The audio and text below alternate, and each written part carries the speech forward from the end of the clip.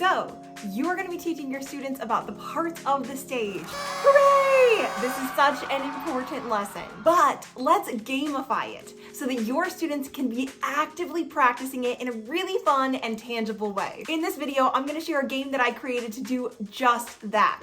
And I've had the opportunity to play this with elementary, junior high, and high school age kids, and they all have really loved it. And I have loved it because I've been able to see such a marked difference from before we play the game to after we play the game, of their ability to actually go through the parts of the stage and to remember it into the rest of the class. By the way, if you don't know who I am, my name's Melissa. I'm the founder of Empty Space Artistry, and at Empty Space Artistry, we make theater and we want to help others make more theater and love theater more. And now let's get into the game. So when I teach this material, I start with the lesson.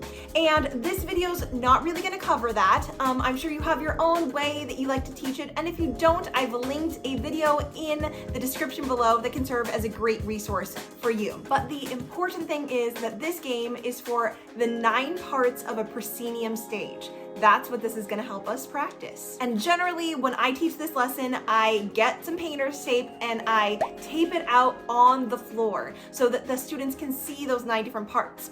I do that in the lesson portion, but we're going to need it for the gameplay in the game. So that is a really great crossover for them to see it and how it plays out and then get to play on it in the game portion. So after the lesson, I like to give my students a warm-up game to get them ready for the real game.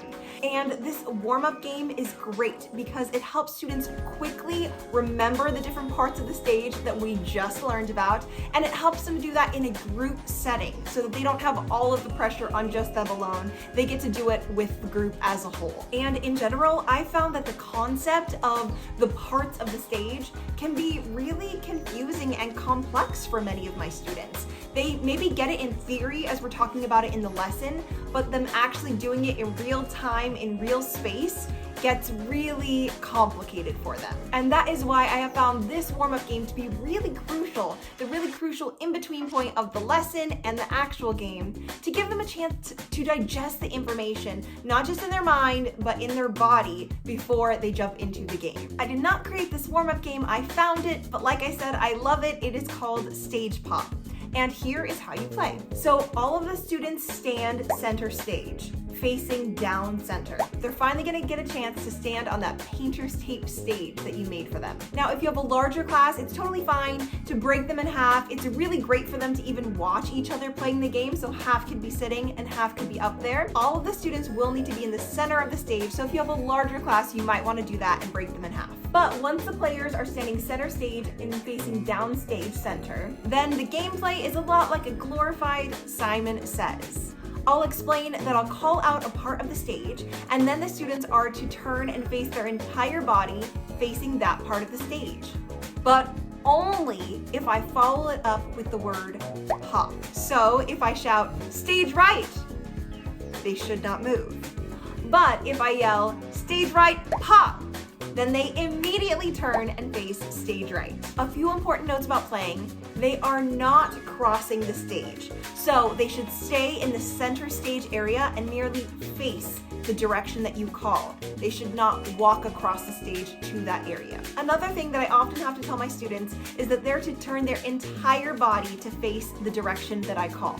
Not just their head, not just looking that way, but their entire body. In fact, I tell them that their toes should be pointing in that direction. Now, this can be played as an out game if students aren't facing the right way when you call it, or they turn when you didn't say pop.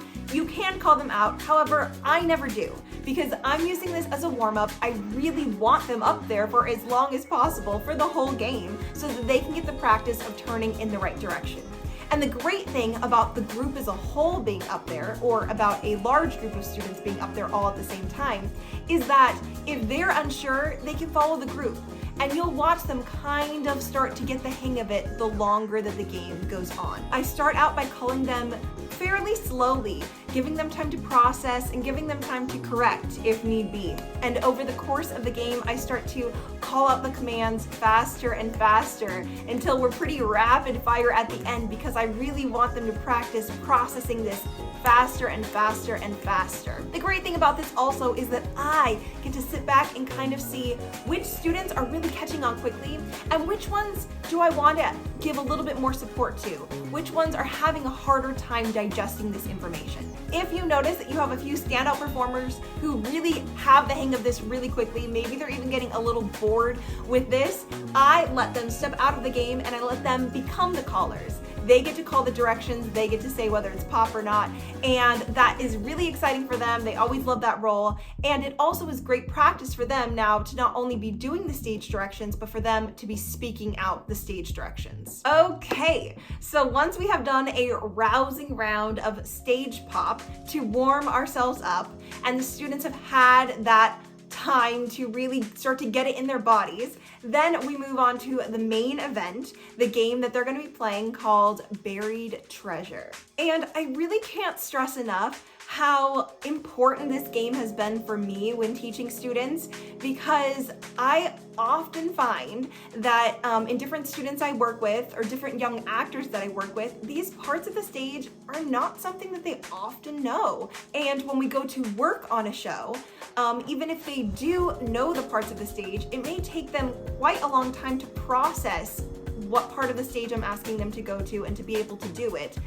And so in this game and in this practice of this game, I really want them to start to develop this muscle of just instinctively knowing these parts of the stage and not having to go through all of that of really thinking hard about where they're going. So that when we get to play rehearsal, when we get to practice time, that is not another hoop they have to jump through. They can just focus on the character, they can just focus on the scene, the moment, and the stage directions have become more second nature to them. Okay, so for the setup of this game, you're going to divide the class. I usually divide in half, although you can divide into 3 different teams. And you're hoping for teams of about 5 to 10 players. I then instruct the teams to look at the 9 places on the stage that we have been talking about and practicing, and I tell them to huddle up and to secretly, as a team, figure out one area of the stage that they would like to bury their treasure. It's going to be a consensus. They all have to agree together, and they have to do so secretly, quietly, so that the other teams do not hear. For example, Team 1 might decide to bury their treasure center stage, and Team 2 might decide to bury their treasure upstage right. I go to each of the teams secretly and they have them whisper it to me or have them write it down so I know where each of the 2 teams or each of the 3 teams' treasure is buried, but none of the other teams know where the other treasure is buried. Now we get to the gameplay. The goal of the game is to find the other team's treasure before they find yours. Pretty simple. So the game is played in a series of turns. Each team will go back and forth, taking turns. And here is how a turn works. One player from the team will announce where their team would like to dig. Sometimes I let that be up to that one particular student, or sometimes I say that it needs to be a team consensus. After the first player has announced where the team would like to dig, a second player from that same team then is responsible to walk to that part of the stage that has been announced. So, for example, if Team 1 announces that they would like to dig downstage center, then another player from that team will have to walk up to the stage and stand downstage center. If they successfully stand in the part of the stage that was announced that their team wanted to dig, then I say that that was a successful dig.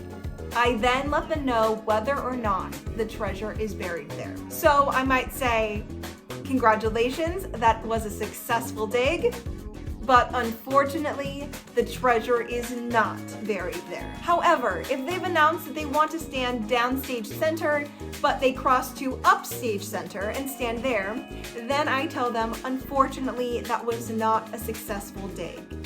and they know that they didn't stand in the right place on the stage. Now, depending on the age and the level, I generally let their team help coach them a lot when they're going up to stand on the stage, so that it doesn't feel so intimidating. And even students who are really confident in stage pop somehow get a little nervous sometimes when it's just them up there and they know their team is counting on them to go to the right space. So I let their team often help them, and generally we have successful digs. So one team gets a chance to dig, and then it goes to the other, and back and forth until I finally get to say, congratulations, that was a successful dig, and the treasure is buried there, and that team has won the round. So depending on how long it takes, sometimes I've seen teams get the treasure on their first or second try, and sometimes it takes basically every space on the stage before they finally find it.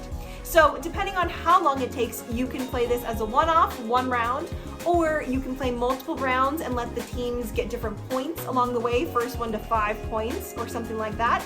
You can also choose to let the other team continue to dig until they finally find their treasure as well, so that both teams can leave feeling like they finally found the treasure. Now, this combination of the students being able to say out loud what part of the stage they would like to cross to, and then physically being able to walk to that space, has proven to be really effective, and I find that my students are so much more able to retain the information that we talk about in the lesson and that we practice in stage pop, and then they bring it into our future lessons in class and in rehearsals. So for post-game, depending on your age, your level, and really just the temperament of your students, I found that this game can actually get pretty competitive, that students can get really invested and sometimes get pretty worked up if their team does not win. For this reason, I often like to follow up this game with a non-competitive game that helps us refocus and remember that we're all on one team working together. Another thing that I often like to do following this game is to give students an extra opportunity to practice their stage directions. I pair them up and let them become directors for each other. So one student is the director and their partner is the one being directed, has to walk across the stage. I have the director give them an entrance point, a place to cross on the stage, and a place to exit. So they might say, enter stage right, cross down stage center, and exit up stage left. And then their partner will have to walk on the stage and follow those stage directions. This is a really great culmination of these games that they've learned, and a great way for them to feel like they can practice saying it and also practice doing it. And that's the game. And the great thing about this game is that the more and more you practice it, the more comfortable your students will get with this. And because the game is a little competitive, it keeps them wanting more, it keeps them wanting to play more rounds, which makes for a happy teacher. If you found this helpful, if you want more content like this, then please hit that subscribe button, because that really does help us continue to make content just like this. And now I'd love to hear from you. What tips, tricks, advice, or games do you have about stage directions that can help other theater teachers? Add them in the comments below and we will just keep on helping each other. Thanks for what you do. It's so important. Stay encouraged, stay inspired, and I'll see you in the next one.